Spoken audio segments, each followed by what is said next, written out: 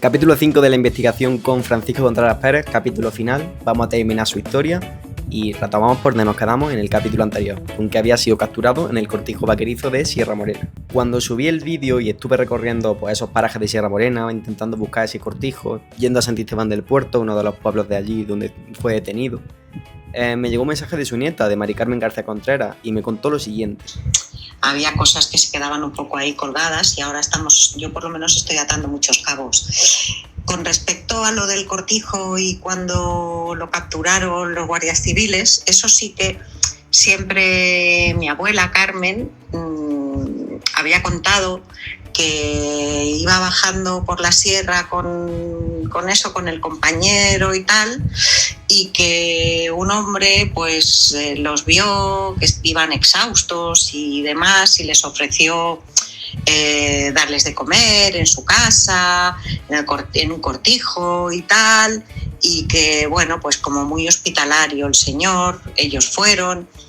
Y ahí fue donde esta persona, se supone, pegó el chivatazo a la Guardia Civil y es cuando los capturaron.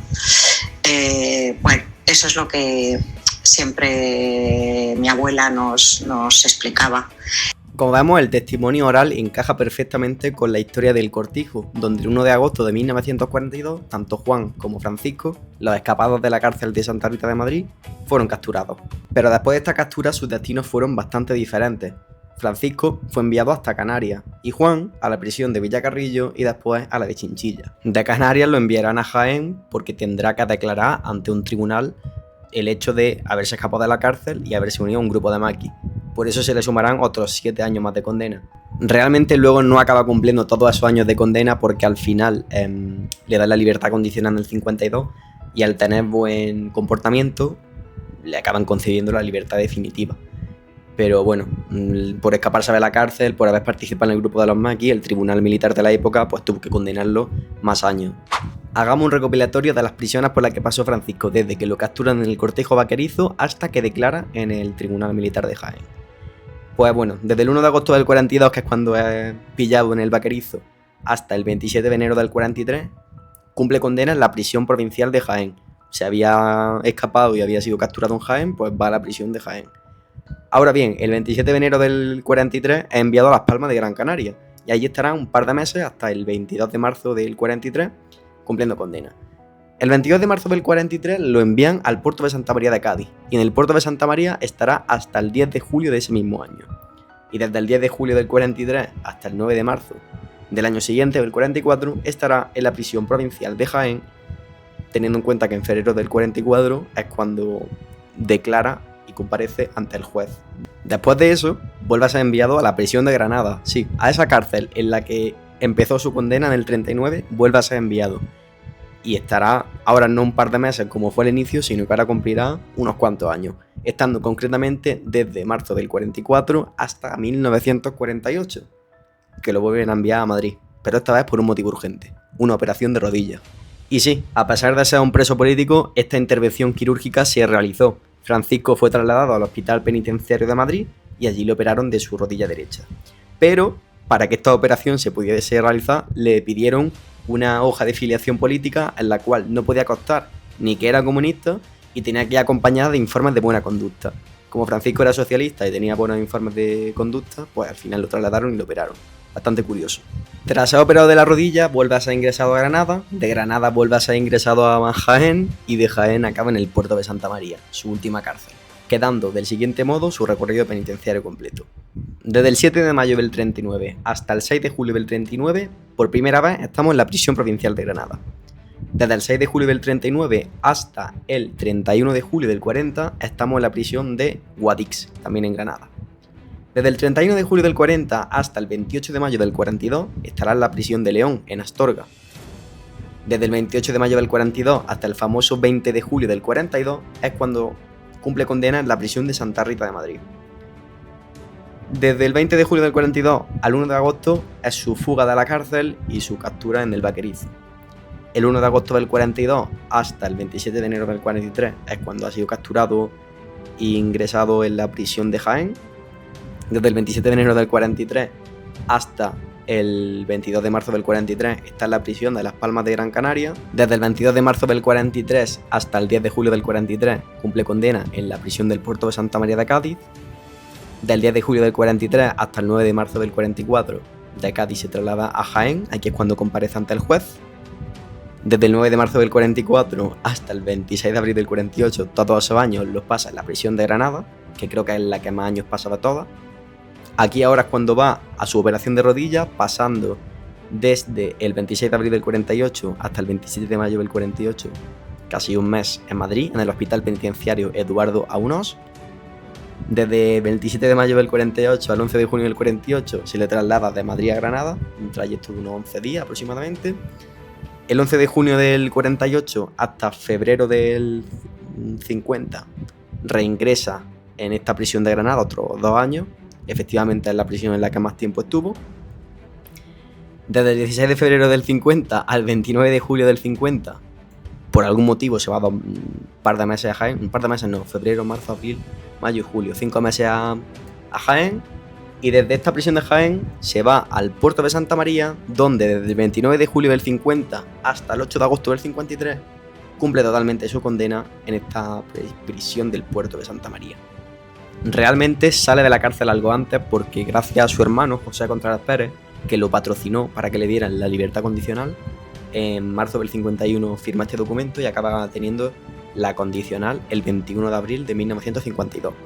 Algo muy interesante también es que hay un documento de la alcaldía de Montejicas de ese momento, de ese entonces, estaba firmada por un tal Antonio Ramos Torres, que parece ser el alcalde de Montejicas en ese momento, que también se interesó en patrocinar a Francisco. Es decir, después de estar tantos años en la cárcel, parece ser que la alcaldía del propio pueblo se interesó en patrocinar a esos paisanos que seguían fuera de su hogar, es decir, ya va siendo hora de que volváis a casa. Es así entonces como el 21 de abril de 1952 Francisco Contreras Pérez obtiene su libertad condicional, se va a Montejicas, le entregan un billete de tren y asesoramiento hasta el municipio de Montejicas y fija su residencia en el cantón del Cañuelo, de aquí de Montejicas. Sabemos que aquí estará poco tiempo porque se mudan al Pont de Suert, a Lérida, y allí estará el último año que le queda de vida. Porque sí, después de haber estado 14 años entre rejas y de haber vivido una vida de cárceles, penurias, muertes y sufrimiento, acaba muriendo trágicamente al año de salida de la cárcel. Según el testimonio de su nieto, Manolo García Contreras, Francisco, aquí en el Pont de Suert, era trabajador de la ENER. Y bueno, cortando árboles, echando esos troncos al río para trasladarlos, uno de estos acabó aplastando a Francisco y haciendo que falleciera. No obstante, al consultar su causa de muerte, consultando su partida de defunción en el registro civil, vemos que su muerte estuvo mediada por un juez. Esto confirma que fuese un accidente laboral o que pasase algo accidental, que no fue una muerte natural, por así decirlo, fue repentina, porque si su cadáver tuvo que ser verificado por un juez es porque algo pasó que no era lo normal, lo común. Concretamente, lo que nos dice el archivo de Lérida es que el 24 de diciembre del 54, en plena Nochebuena, parece ser el día de Nochebuena, sufrió unas lesiones que causaron su muerte el 2 de enero del 55.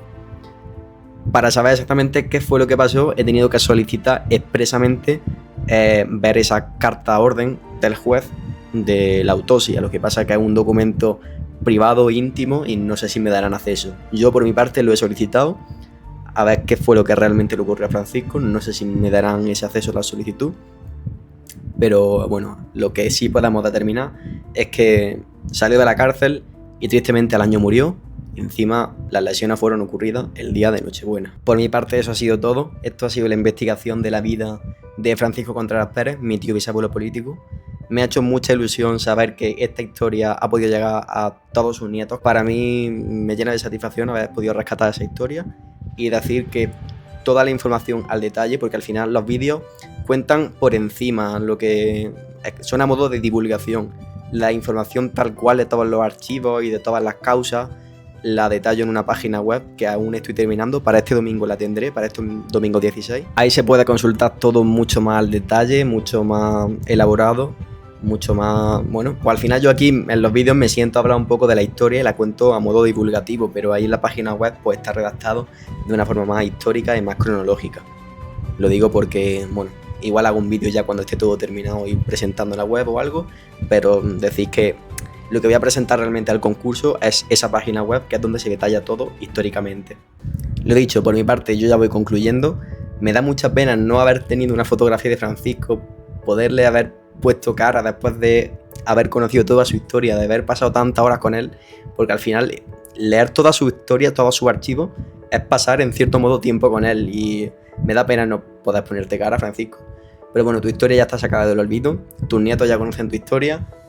Por mi parte estoy más que satisfecho. El viaje que has hecho con mis amigos a Mogón, a Santisteban del Puerto, Villacarrillo, incluso al Cortijo Vaquerizo, al que no pudimos llegar, pero bueno, son experiencias que al final me llevo de esta investigación. No va a ser la última, a mí me encanta investigar y me encantan estos temas de historia, así que sacaré más seguramente. Ya ahora mismo voy a descansar, pero seguramente habrá más investigaciones. Muchas gracias a todos los que habéis seguido los capítulos y nada, nos vemos. Espero que os haya gustado.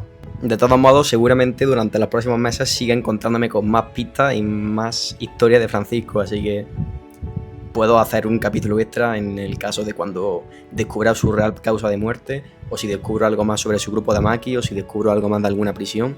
Yo lo iré contando por aquí. No dejo esta investigación por cerrada con tope final de hasta aquí hemos llegado, aquí finaliza. La dejo abierta para cualquier capítulo extra en caso de encontrar más información o más pistas. Dicho esto, ahora sí, me despido.